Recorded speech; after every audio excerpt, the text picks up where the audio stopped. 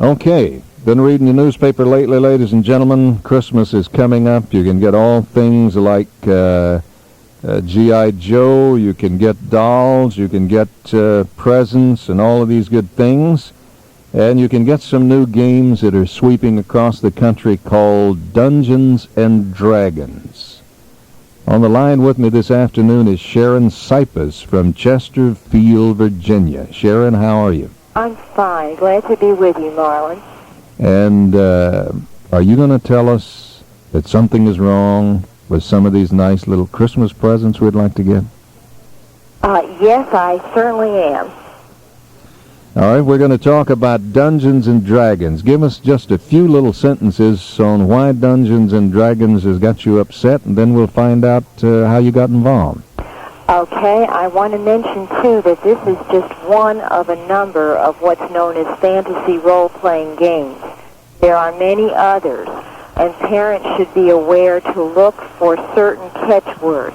If they have dungeons, dragons, wizards, warriors, necromancy... Okay, not quite so fast. All right. Okay, Dungeons and Dragons. What are some of the other buzzwords? Just the buzzwords that you'll find in games. And I mean, these are so hot, I would say virtually half the toy store will be filled with items that border on what we know as the occult. And I would say, as you're looking at things, to be looking for catchphrases such as dungeons and dragons, of course, which, if the dragon is involved, the dragon in the Bible actually represents Satan. If you see wizards, all right. Warriors. All right. Necromancy. Demons. These are just some. Some of the other games also are known as Rune Quest, Chivalry and Sorcery, Arduin Grimoire, Tunnels and Trolls, and there are more. I think you can basically tell, though, Marlin, if you just look at what's on the front of it. If it looks like it involves a bizarre fantasy world with the type thing that would give children nightmares instead of pleasant dreams, just on that alone, you can do some judging. These these are games that are really spreading all across the country. Sharon, I'm going to ask you how the games are played. They are fantasy games, but first. I'd like to double back and find out what piqued your interest in looking into these things. Can you give us the story?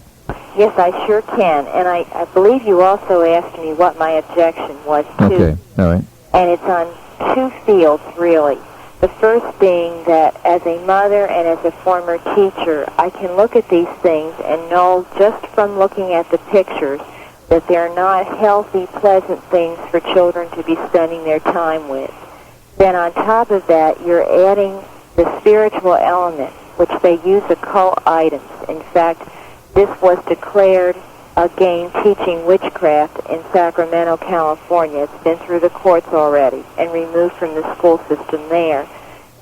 It's deceptive, and it starts out very innocently. And as parents are hearing me say that, they may even have a child playing and haven't seen these things, but it's complicated and increases in level.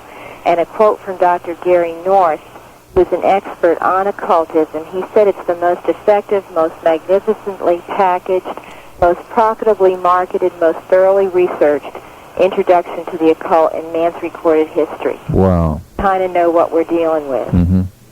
So you're laying it out on the line. These are not fun games. They, in fact, are an indoctrination into the occult. Yes, definitely. It's teaching demonology, witchcraft, voodoo, and murder, rape. It's very violent and just keeps on going. I could give you a whole list. All right. And you mentioned, how did I get involved? Well, basically, I got involved because it came on my doorstep. And what I mean by that is it started in my daughter's school. I had heard about it from a friend a year before.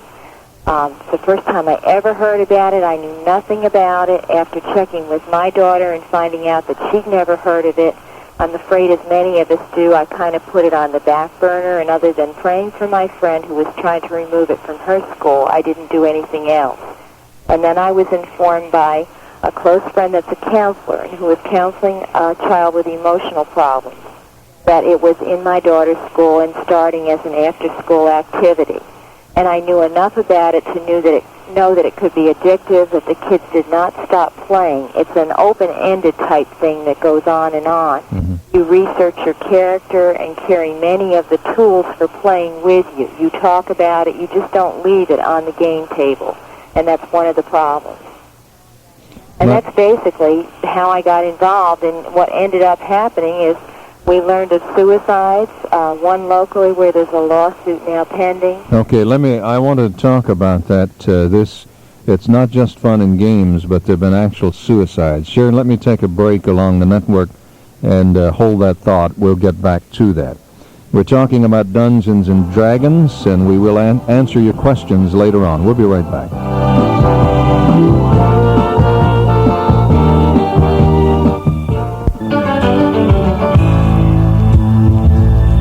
People all across America are listening to Point of View Talk Show. Why?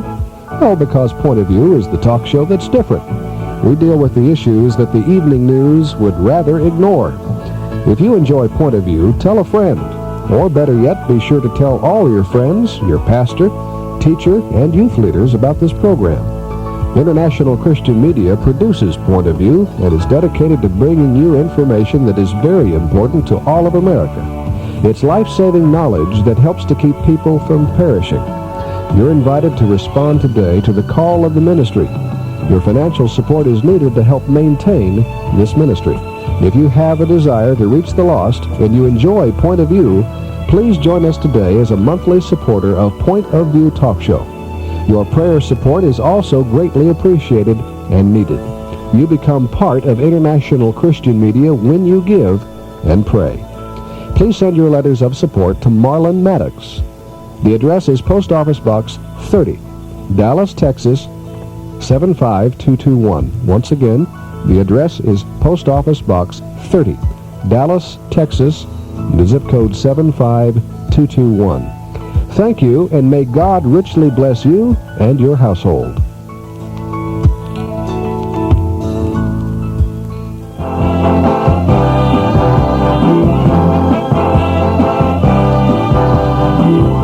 The subject today is Dungeons and Dragons, and on the line with me from her home in Chesterfield, Virginia, Sharon Sipos.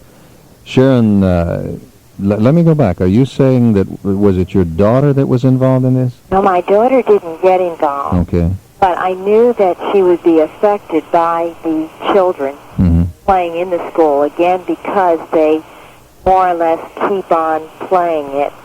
Whether it's in their heads or whether they're talking about it or the next time they're going to play. You see, if it wasn't enticing and if it wasn't fun and challenging, kids wouldn't get involved. Right. Unfortunately, that's one of the things. In fact, a lot of very imaginative and intelligent kids get involved in it. It's noted to appeal to the talented and gifted children, and this is sometimes how it gets in the school through the gifted and talented program. There is a rash of teenage suicides. Are you telling me that you know somebody, or you know it as a fact that D&D had something to do with a suicide? Yes, they are allegedly attributed to this, and I have met two sets of parents, and both firmly believe without a doubt that this caused the death of their child, as well as talking to mothers that have called me who have had children in mental institutions. One boy in particular who, instead of running away, they finally figured out he thought he was going on Dungeons and Dragons adventures. Give me some stories. What do they say? I mean, why do they have any insight into why a kid would play the game and then kill himself? Yes, again, nobody starts out playing this thinking this is going to happen to them. They really think and are told that they're going to go on exciting adventures, and they assume characters in this game. You had asked me how you play the game. It basically starts out on a board, a designed dungeon or tower or whatever the ruler of the game, known as the dungeon master, decides will be the adventure for that day. You can buy games already packaged that look very much like graph paper. And if you design your own, you might decide from the different books involved what monsters or spells or creatures or treasure that you might have hidden behind each door that this little group goes on in their imagination together. You need at least 3 to 4 players, and you have to have one cleric and one magic user and a dungeon master to play. Mm-hmm. And in the beginning, they just start out playing on the board, but they are using occult items. A cleric, for instance, uses magic. He can heal people. And as you move up in level, and you're encouraged to do that as you win experience points and treasure, I think you not only become more attached to your character, but also your magic ability increases.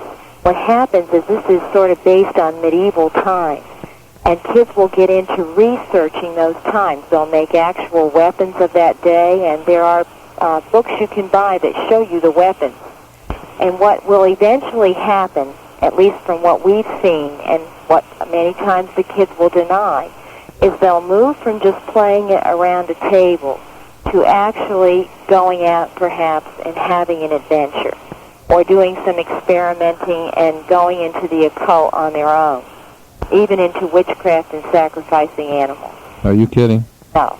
We, last night or night before last, on local television station here, we had a case of animal sacrifice, where they take the animal, shed its blood, take its sex organs out. They even found some animals nailed to a wall. They attributed this to a satanic cult. In any stretch of the imagination, could it be associated with this game? It possibly could be. You would just have to check with the police department to see if they found any of the material in the room. Mm-hmm. I've heard, sometimes, too, people involved in this will cross fields. They will eventually actually get down to Satan worship. Not all of them do. It depends on your character, who your dungeon master is, what your group is like that you play with. You start with a basic set, and that starts with 10-year-olds. And then you move up through all the way, I think it goes to level 20 or past. Your ultimate aim in this is to be a god. To be a god? Yes. You become above human form. Mm-hmm. This is sort of your goal. And again, you have such a difference in groups and who plays that some will say, well, gee, we never heard of this, or this didn't happen in our game. And it may not have, but I believe that if you're in it long enough and you play long enough and spend enough hours, you will eventually be changed yourself, and that's the problem. You get over-identified with your character. In other words, you adopt a particular character and you stay with that character?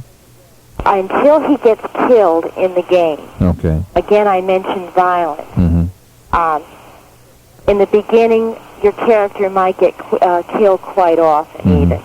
And it's not so important in the beginning stages of the game because you just roll up another character. Mm-hmm. But after you've become more adept at this, you might keep a character for a very long time. And then you actually begin thinking that you are that person. Yes, in fact, I have a quote right here that says that if it continues long, most players identify themselves with their character, and the line between fantasy and reality tends to grow fuzzy.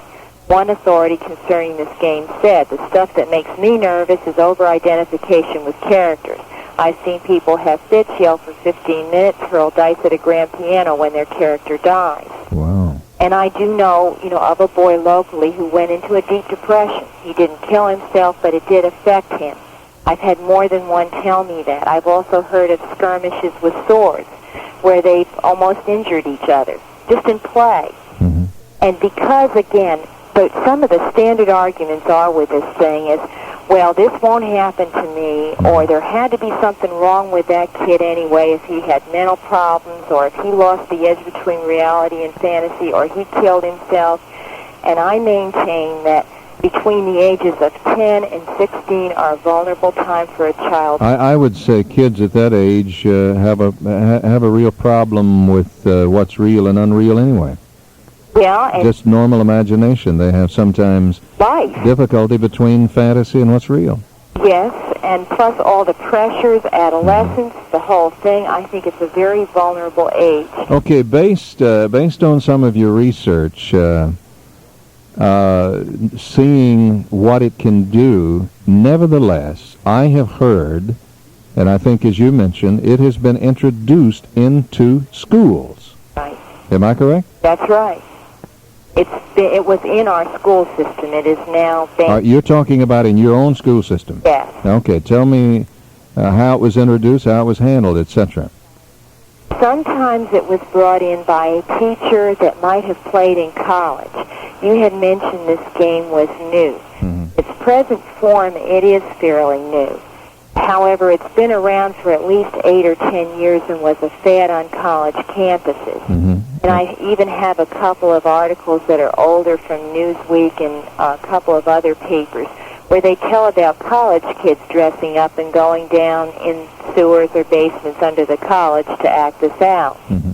But in its present form, it really only became popular, I'd say, in the last 4 years. That's when the basic set came out. See, before they just had the Advanced Dungeon Master's Manual, which, incidentally, I don't know if you've ever seen this stuff, but the cover of that has a huge red devil on the front. Mm-hmm. And the Player's Handbook, Advanced, that goes along with that is actually a picture of Molech from the Old Testament, Mm-hmm. complete with a cauldron for animal sacrifice or human sacrifice. Nice stuff for kids, right? Yes, and every picture that I find either represents death or terror or fear. They're not things that are pleasant and healthy for anybody. If in fact this was introduced, let's say in your school or perhaps some other school, and you mentioned one school system in California that had outlawed it, how did it become big? Is there a class? A teacher introduced it and formed a class, or what?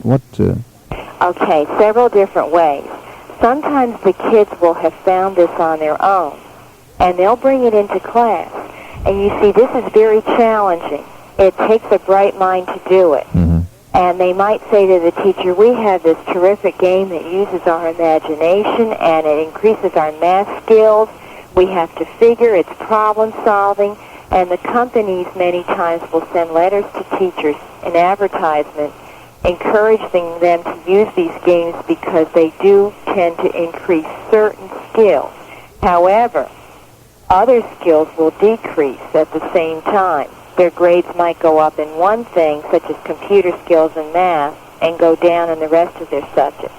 And the effects of this game on a child when they're really too involved and addicted are very much like they would be with drugs. Mm-hmm. You'll find, a lack of interest in the normal things around them.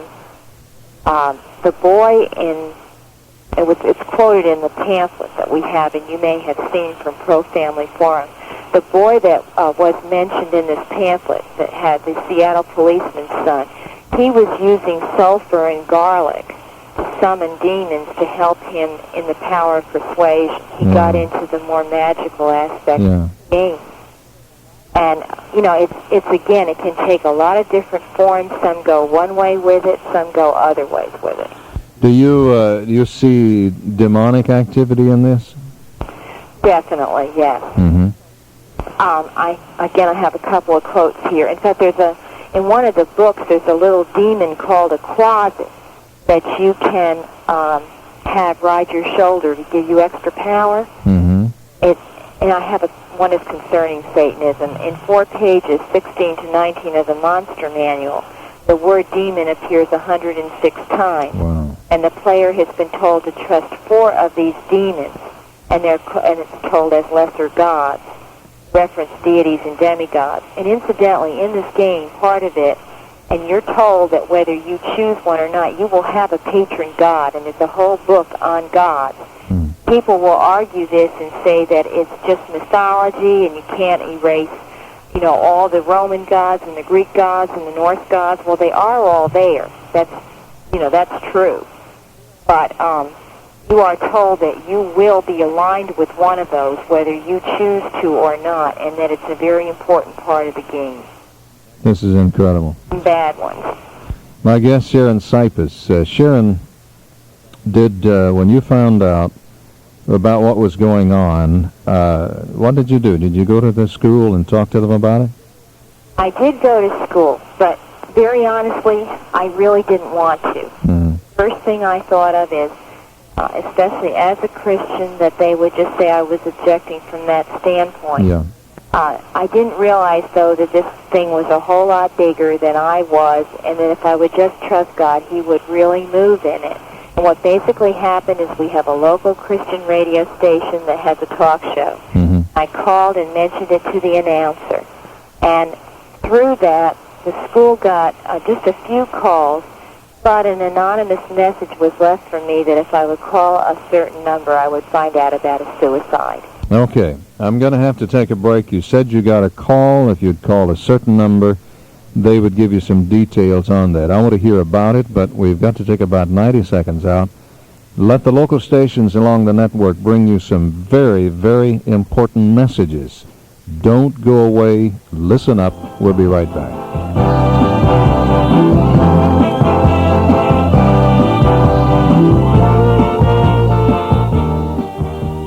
Do you remember a time when you had never heard about secular humanism?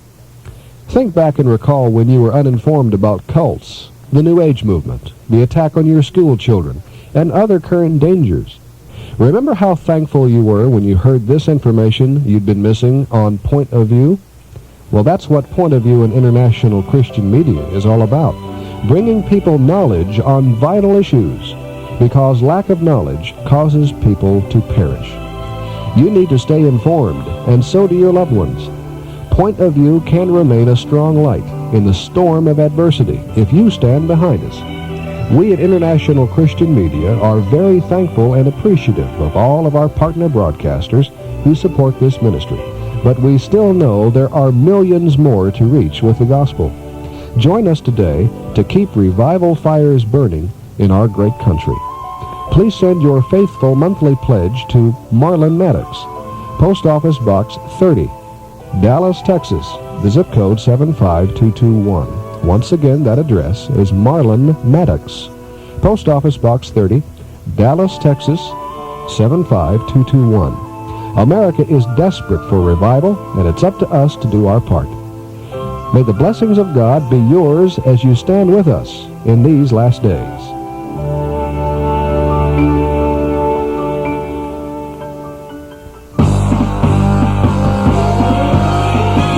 You are listening to Point of View Radio Talk Show, broadcasting to the nation via satellite from Dallas, Texas. For cassette tapes of interviews and other materials offered on Point of View, please write to Marlin Maddoux, Post Office Box 30. That's Box 30, Dallas, Texas 75221. Zip 75221. Please enclose your love offering to the ministry when you write. Now, here again is Marlin. The subject today is Dungeons and Dragons and other fantasy games, and on the line with me, Sharon Sipos from her home up in Chesterfield, Virginia. Sharon got concerned some time back about these games. She started doing something about them. With her background, she's a mother, she's a former teacher. She started doing some investigation. Sharon, I assume the deeper you got, the more concerned you became.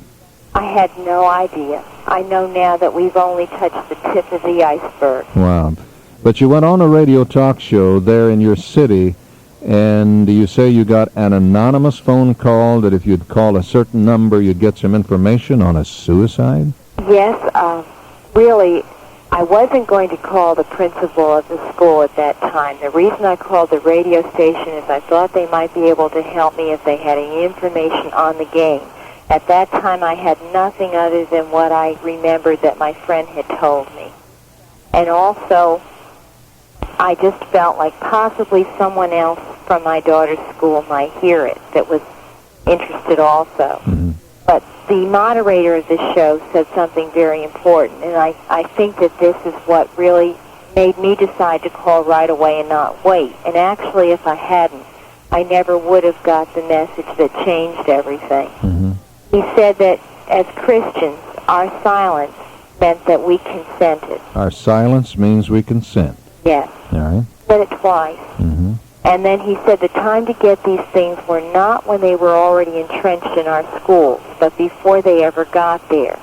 And I really felt convicted. And I went on and called. I never spoke to the head principal. We're in a very large metropolitan-type school district. It's a county outside of Richmond, Virginia. You just don't get near the superintendent of schools. You see him, but you just don't get to talk to him. And again, all I had in mind was just basically getting it out of my daughter's school. And it ended up being out of the whole county as well as other surrounding counties. You actually got it out of the whole thing? Yes. All right. Yes. Tell me how. All right.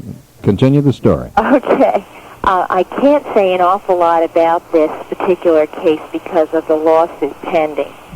But basically, I did speak with the mother, and I didn't even have her last name. They were not Christians. And when the facts come out on this story, it's incredible what happened to their boy. But she was concerned, and I believe that the school superintendent eventually was contacted by her lawyer. I don't know what he said. I have no idea. All I know is that it was out of the schools in an hour. And my daughter's school got a personal phone call telling them to cancel the meeting to create this game starting. And a teacher was picked as dungeon master. Wow. At that time. He was all set up. The kids had approached him. They were playing in Cub Scouts and on their own. But I think they went as far in the game as they could without somebody to design their adventures for them. They needed someone more intelligent, more advanced. He said he had not been involved before, but there was a woman teacher that was involved and was providing these books in her talented and gifted reading class to the kids. And so this was going to be an activity actually sponsored and sanctioned by your school? Yes, it was. It was going to be after school.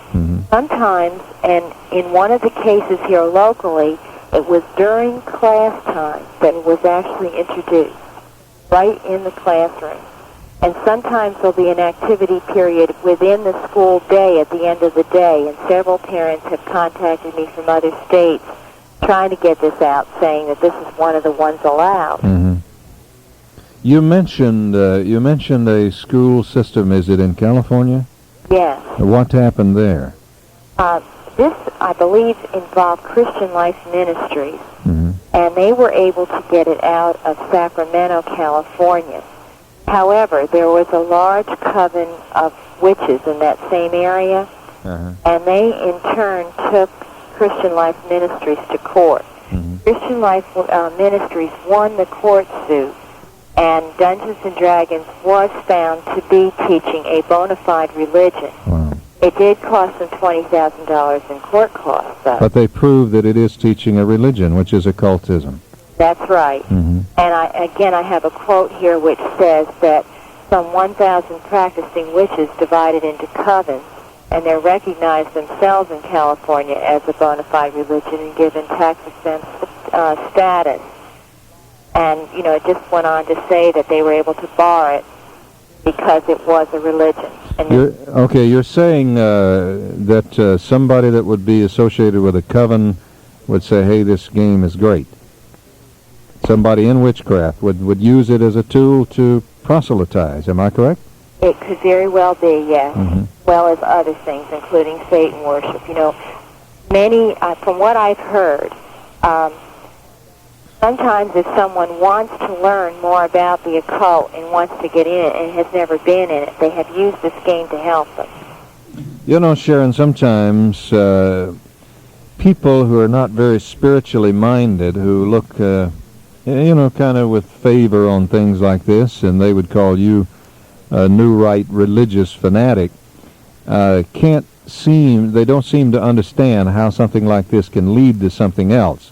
Right. But if you want to promote something, if you want to promote witchcraft, if you want to promote Satanism and occultism, which has a bad name, you change the words. It's like if you want to introduce kids to Buddhism or Hinduism or something like this, you don't get a bleary-eyed guru that goes to the school because kids will laugh at him. What you do is you promote a $25 million movie called Star Wars or The Empire Strikes Back that absolutely fascinates. So if you want to introduce a young person into these things, you don't come on head first.